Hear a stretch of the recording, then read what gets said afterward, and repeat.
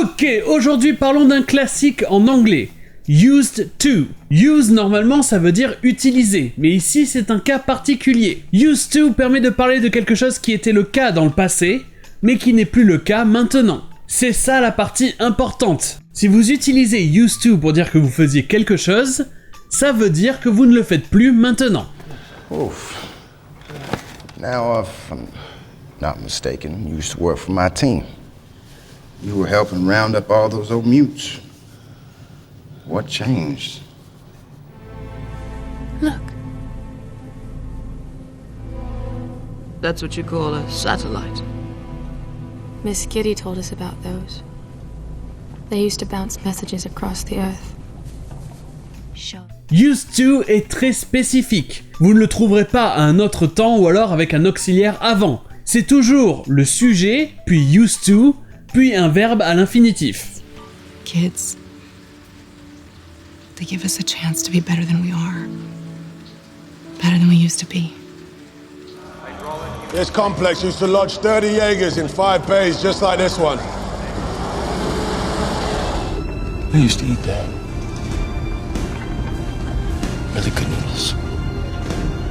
Et c'est tellement ancré dans l'anglais que même si vous le mettez à la forme négative, ça ne changera pas. Used ici c'est du prétérit. Donc comme je l'avais expliqué dans l'épisode sur la négation, la forme négative au prétérit c'est l'auxiliaire du prétérit, did, suivi de not, suivi du verbe à l'infinitif. Ici ça devrait donc être did not used to.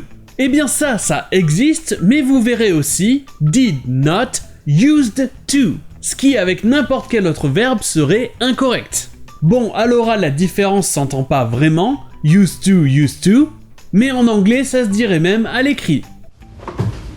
Criminals, don't he? I think that's the word you're looking for. Right? It didn't used to mean me. Et il ne faut pas confondre ce dont on vient de parler avec be used to. Used ici c'est un participe passé. Ça veut dire être habitué à quelque chose. Vous ne pourrez pas vraiment le confondre parce que dans ce cas-là, il y aura un verbe avant, comme par exemple be, mais aussi get. Get used to, ça veut dire littéralement devenir habitué à quelque chose, c'est-à-dire s'habituer à quelque chose. Et dans ces cas-là, après used to, vous trouverez en général un nom ou un verbe en ing. Frankie, you don't have to wear the uniform here. Why don't you take off your jacket? I'm used to it. Who are you? No one of consequence. I must know. Get used to disappointment. Okay.